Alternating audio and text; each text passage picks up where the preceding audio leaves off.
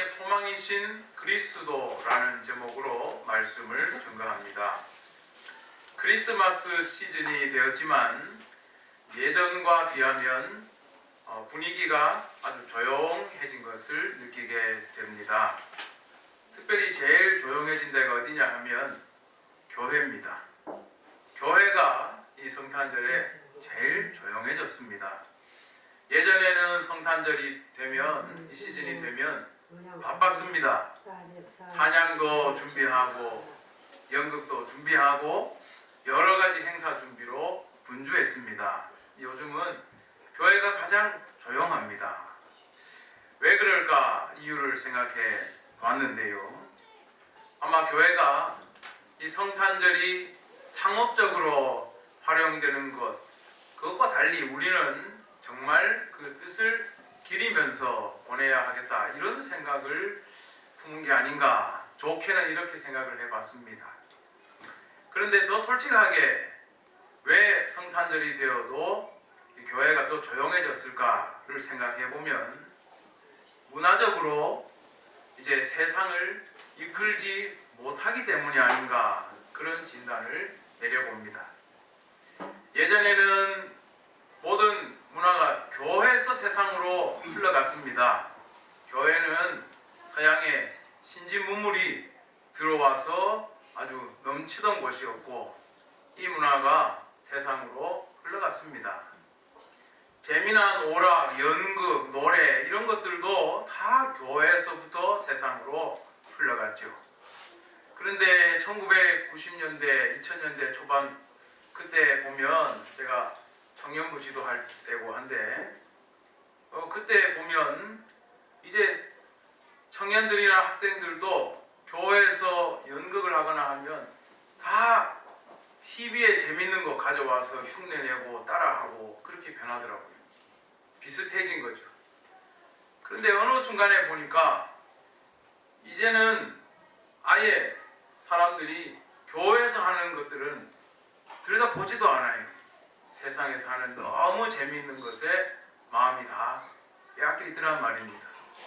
요즘 12월 24일 되면 사람들은 유명 가수 디너쇼 보러 갑니다. 크리스마스 이브 예배를 하고 음악회를 보는 게 아니라 디너쇼 보러 많이 가는 겁니다. 불러도 교회 잘 오지 않는다는 말이죠. 저는 이런 현상들이 결국은 우리가 교회에 대한 소망이 점점 사라져가고 있는 게 아닌가, 더 나아가면 예수님에 대한 소망이 우리 그리스도인들 안에서부터 점점 희박해져 가는 게 아닌가 하는 생각을 해보게 됩니다. 성탄절은 인류의 유일하고 절대적인 소망이 되신 우리 예수님이 이 땅에 오신 그 날인데, 교회 다니는 사람들에게도 예수님이 유일한 소망이 되지 못하고 있습니다. 우리에게는 다른 소망이 너무 많고 소망을 둘 곳도 너무나 많기 때문입니다. 결국 이런 생각들을 해보게 되면 오늘날 우리가 예수님께 전적으로 소망을 두지 못하는 이유가 뭘까? 우리가 겪는 문제가 별로 심각하거나 크지 않기 때문이 아닌가라는 생각을 해보게 됩니다. 예전에도 한번 말씀드린 속담인데, 사람이 급하면 없는 부처님 다리도 붙잡는다라는 속담이 있습니다. 사람이 급하면 아무거나 붙잡고 거기에 소망을 두게 되는 겁니다. 지난주에 축구 기사를 보니까 아주 웃기는 그 기사가 있었어요. 영국의 프리미어 리그에 아스날이라는 팀이 있는데, 이 팀이 상대방에게 졌습니다. 그런데 진짜 웃기는 건 뭐냐면, 그 아스날 팀에 제일 잘하는 오바메양이라는 선수가 경기에 지고 있는데도 불구하고 화장실을 갔다 왔어요. 축구하다가. 그 결국 경기에 졌기 때문에 팬들의 비난이 이 선수에게 몰린 겁니다. 어떻게 경기가 지고 있는데 화장실을 갔다 올 수 있느냐? 댓글이 너무 웃겼습니다. 아니 급한데 어떡하냐? 거기서 해결하느냐? 그랬더니 진짜 웃긴 댓글이 밑에 있었어요. 화장실이 급하면 없던 종교도 생긴다. 우리가 뭐 하나님 찾잖아요. 제가 이건 우스갯소리로 하는 얘기지만 우리가 해결할 수 없는 문제를 만나면 그때 우리는 평소에 내가 소망을 두었던 곳에서 우리 눈이 벗어나 더 높은 곳에 소망을 두게 되는 법이에요. 우리가 성경을 보면 이스라엘 백성들이 그랬습니다. 평소에 행복하고 평안하게 살 때 그들의 소망은 그냥 배부르게 먹고 나라에 계속 평화가 있고 잔잔하게 사는 것이었어요. 그런데 외세가 침략하고 사람들이 죽어나가고 나라가 멸망하고 할 때 그 평범한 소망 가지고는 절대로 해결이 되지 않는 겁니다. 이 이사야 선지자는 아시리아라는 강대국이 이스라엘을 침공하던 무렵부터 이 예언을 하기 시작했죠. 그런데 이렇게 너희가 다 멸망하고 모든 사람이 죽어나가고 이 강대국의 손에서 벗어날 희망이라고는 찾아볼 수 없을 때 모두가 절망할 수밖에 없는 상황에서도 너희들 희망을 가져라. 그런 예언을 이사야가 했던 겁니다. 오늘 우리가 읽은 본문 바로 앞부분에 보면 그런 내용이 나옵니다. 이사야 10장 24절 이하를 보면요. 이스라엘을 침략한 앗수르가 몽둥이로 너를 칠지라도 두려워하지 말아라. 그렇게 말씀합니다. 만군의 하나님이 채찍으로 그들을 치시고 내 목에서 멍에가 벗어나게 할 것이다. 약속하셨습니다. 하나님께서 이사야를 통해 이 소망의 말씀을 전하고 있는 것입니다. 편안하게 살 때라면 이런 말씀에 귀 기울이지 않겠죠. 그런데 다 망해보세요. 다 죽고 그때 어디에 소망을 둘 겁니까? 오직 이런 말씀 붙잡고 하나님께 소망을 두고 살아갈 수밖에 없는 것입니다. 하나님은 그래서 이사야를 통해 미리 이런 소망의 말씀을 주신 것입니다. 이스라엘은 주변 나라들로부터 침략을 많이 당했습니다. 주변에 강대국밖에 없었습니다. 아수르, 바벨론, 이집트 대표적으로. 그런데 이들의 손아귀에서 어떻게 벗어나겠습니까? 방법은 몇 개 없어요. 그들이 이 침략을 포기하거나 아니면 다른 강대국의 힘을 빌려서 그들을 이기거나 그게 아니면 자유와 해방을 맛볼 수가 없는 겁니다. 저들이 포기하지 않는 이상 결국 다 망하게 되어 있는 것입니다. 그런데 다른 나라 힘을 빌려서 만약 외세를 물리치면 이 도와준 다른 나라는 가만히 있습니까? 순수한 마음으로 이스라엘을 도와줄까요? 안 도와주죠. 도와주고 난 뒤에는 지분을 요구하는 거죠. 야, 우리 도와줬잖아. 우리나라도 지금 그런 상황을 우리 역사를 보면 많이 겪었죠.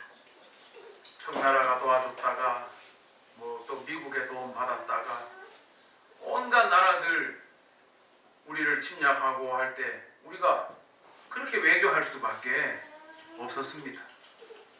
그런데 이스라엘은 그 모든 나라 보는 것보다 하나님께 소망을 둬라. 하나님이 다 해결하신다.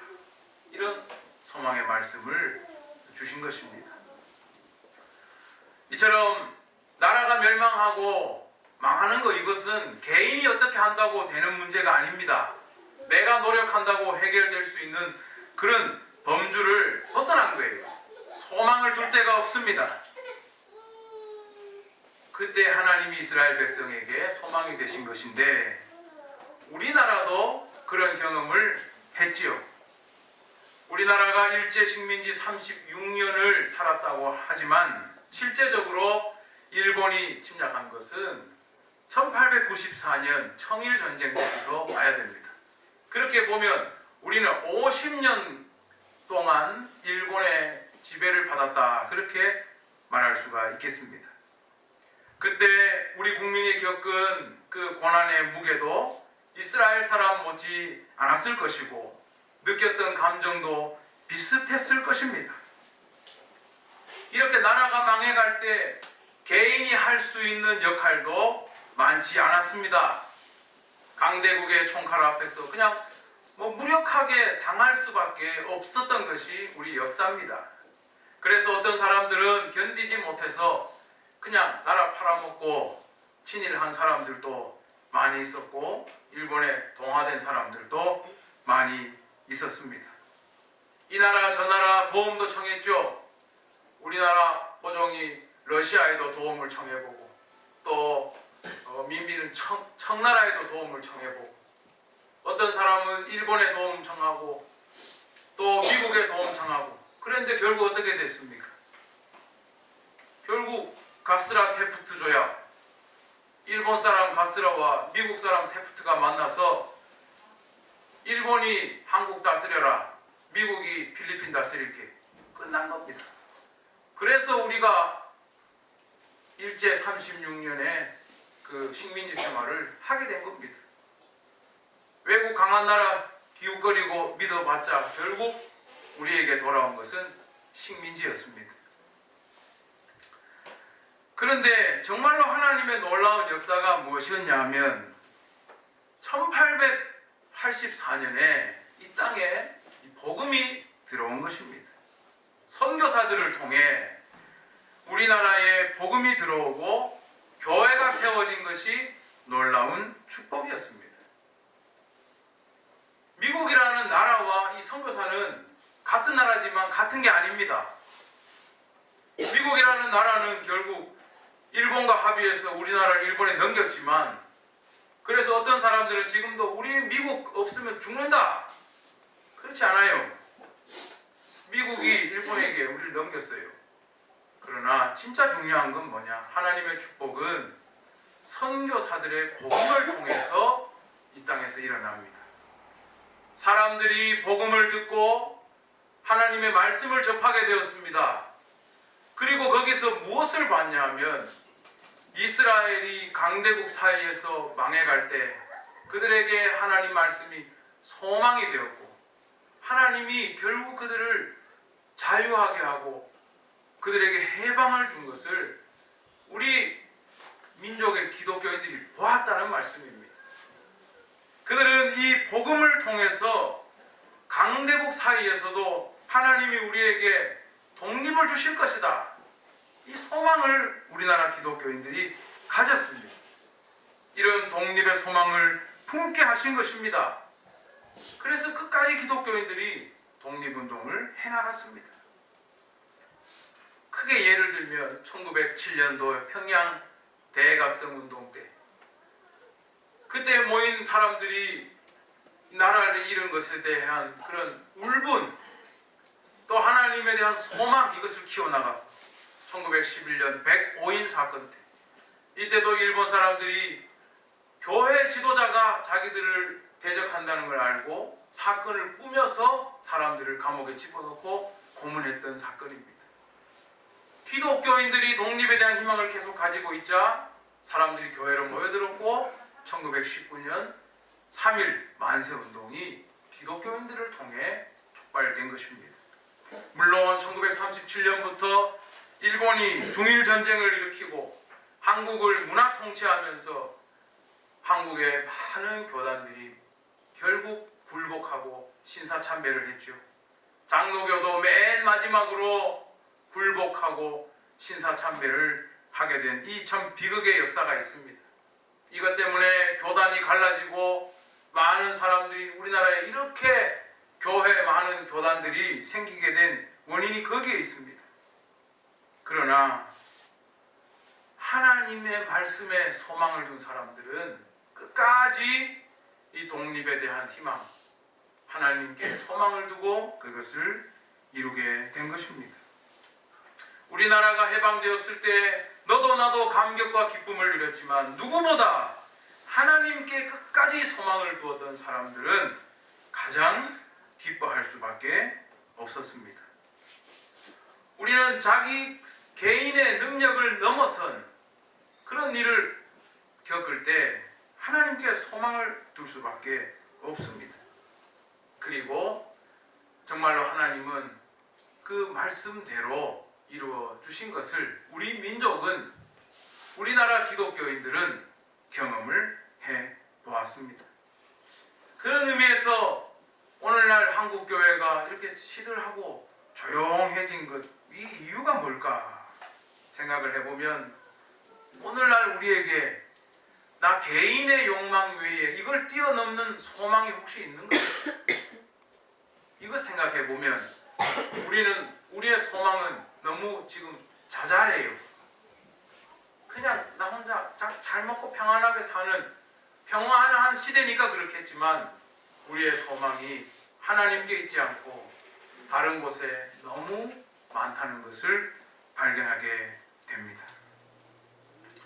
그런데 하나님은 이스라엘을 자유케 하고 회복시킬 때 그냥 이스라엘을 예전의 모습으로 돌려놓는 것으로 끝내지 않았습니다. 오늘 본문 이사야 말씀을 보면 하나님은 이스라엘을 회복시킬 때 예전 모습이 아니라 그것을 뛰어넘는 방법으로 그 소망을 실현시켜 주셨습니다. 첫 번째로 하나님은 구체적인 인물을 통해 이스라엘을 회복한다고 했습니다. 그게 누굽니까? 이새 줄기에서 한 싹이 나고 그 뿌리에서 가지가 나서 결실할 것이다. 그 위에 여호와의 영이 충만할 것이다. 바로 이 사람을 통해 이스라엘이 회복될 것이라고 했습니다. 두 번째로, 그러면 이스라엘이 회복되는 방법은 뭐냐? 이것이 오늘 이사야 본문 3절 4절 이하에서 나오죠. 그 인물은 여호와를 경외하고 심판을 바르고 공평하게 한다고 했습니다. 보이는 대로 들리는 대로 판단하지 않는다고 했습니다. 그 말은 무엇입니까? 그냥 표면만 보고 판단하는 것이 아니라 모든 것을 들여다보고 공정하게 재판한다는 말입니다. 그리고 공의로 가난한 자를 심판하고 정직으로 겸손한 자를 심판한다고 했습니다. 세상 사람들은 가난한 사람, 겸손한 사람에게는 법의 잣대를 빡빡하게 되는 이 자체도 꺼립니다. 아유, 가난한 사람인데 좀 봐줘. 그 사람 착한데 좀 눈 감아주지. 그런데 이 오시는 분은 어떻게 하느냐? 그런 거 없다. 모두에게 공평의 잣대를 들이댄다는 것입니다. 이분이 누굽니까? 메시아 예수 그리스도 아닙니까? 그분 앞에서는 어떤 것도 숨기지 못하고 그분은 세상을 공평하게 다스린다는 것입니다. 이러한 방법으로 이스라엘이 회복된다는 겁니다. 마지막으로, 그렇다면 이스라엘이 회복되는 그 소망의 내용, 그 결과가 어떠냐? 우리가 오늘 계속 읽고 보았죠.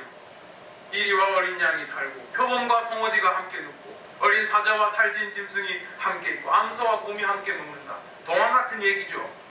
그러나 여러분 잘 생각해 보십시오. 이것이 무엇을 말하는 것이겠습니까? 강대국과 약소국, 침략하고 침략당하는 나라들이 서로 죽이고 죽는 역사가 아니라 함께 노는 그 동화 같은 이야기를 전하고 있는 겁니다. 빈부 간에 계층 간에도 약탈하고 빼앗기는 관계가 아니라 이분이 오시면 모두에게 공평함이, 모두에게 평화가 있다는 것을 그러한 방법으로 소망을 실현할 것이라고 말씀하고 있는 것입니다. 이스라엘 사람들은 이스라엘의 회복만을 바랐지만 하나님은 그 위에 메시아를 통해서 이 세상에, 그리고 이스라엘뿐 아니라 모든 열방들에게 진정한 평화와 진정한 안식, 그들에게 진정한 기쁨을 주신다는 말씀입니다. 우리가 오늘 읽을 로마서의 말씀도 그런 맥락입니다. 로마서 15장 4절에 보면 무엇이든지 전에 기록된 바는 우리의 교훈을 위하여 기록된 것이라고 했습니다. 우리로 하여금 인내로 또는 성경의 위로로 소망을 가지게 하려 함이니라 그랬습니다. 이 말씀이 과거 이스라엘 사람들 그 시대에 주신 말씀이지만 그 사람들에게만 주신 것이 아니라는 겁니다. 오늘날도 어떤 시대에도 하나님의 소망이 거기에 있다는 것을 가르쳐주는 말씀입니다.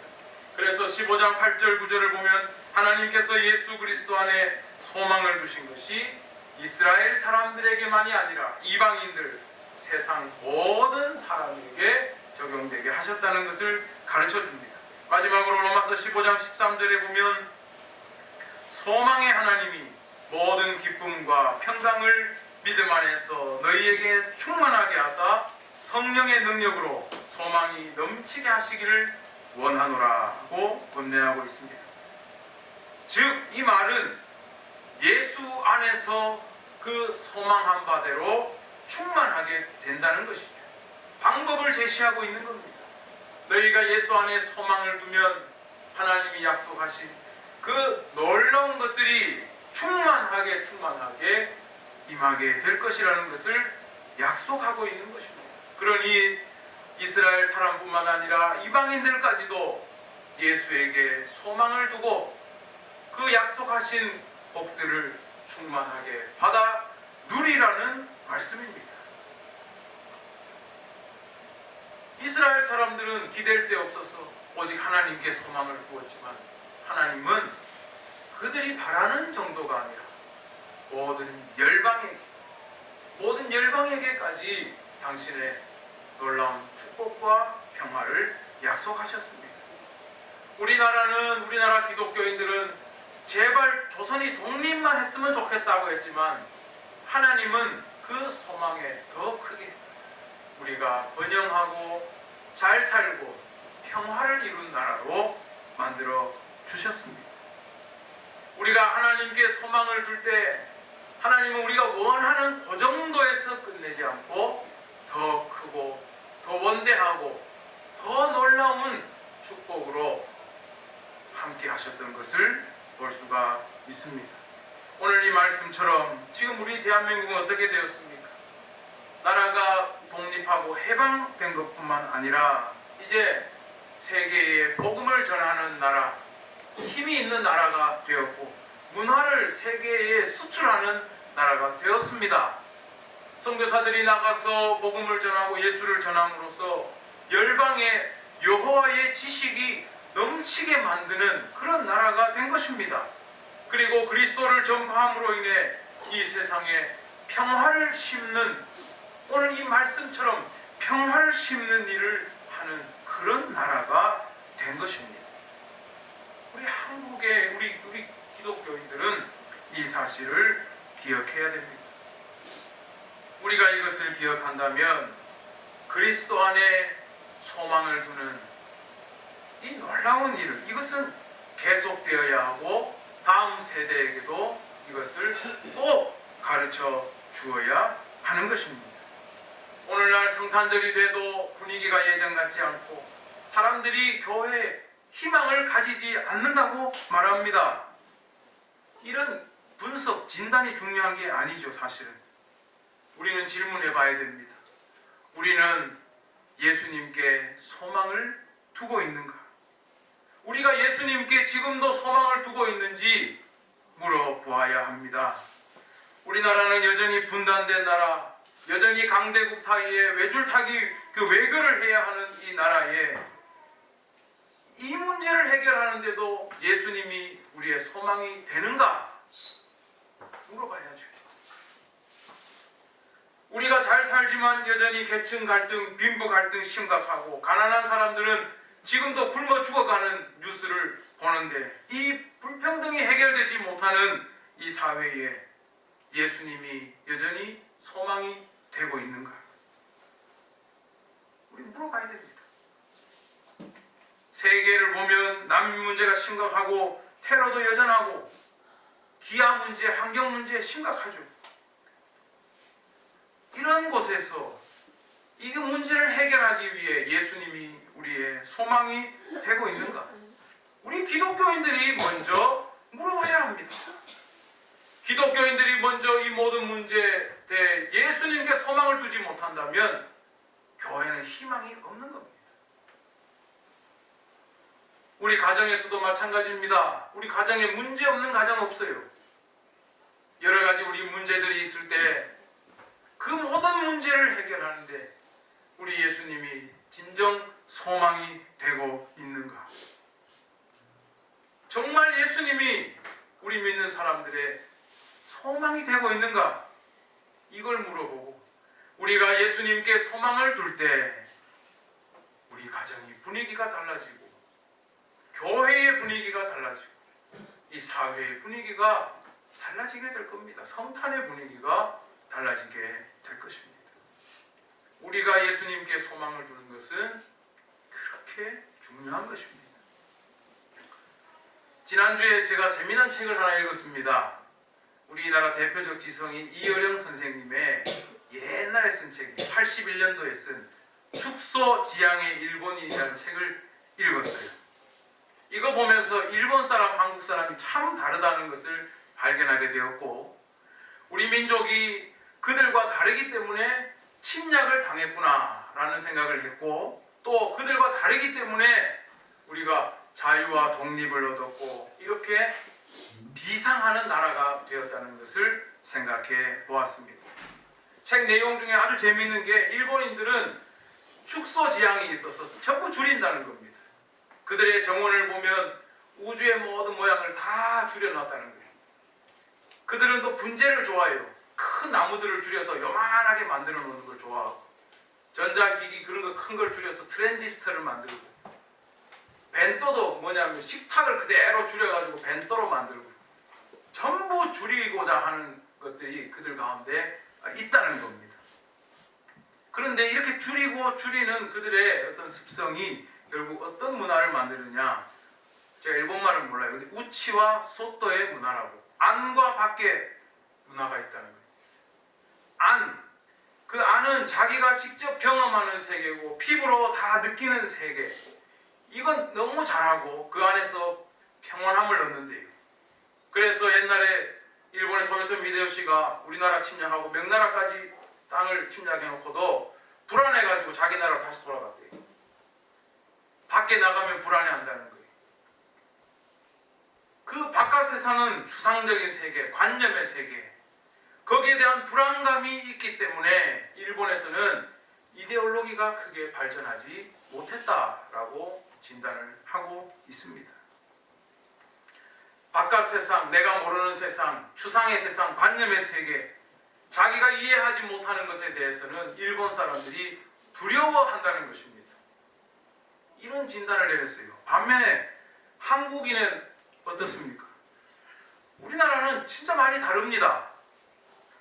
우리나라는 항상 어떤 이상의 나라를 많이 기대합니다. 사람들이.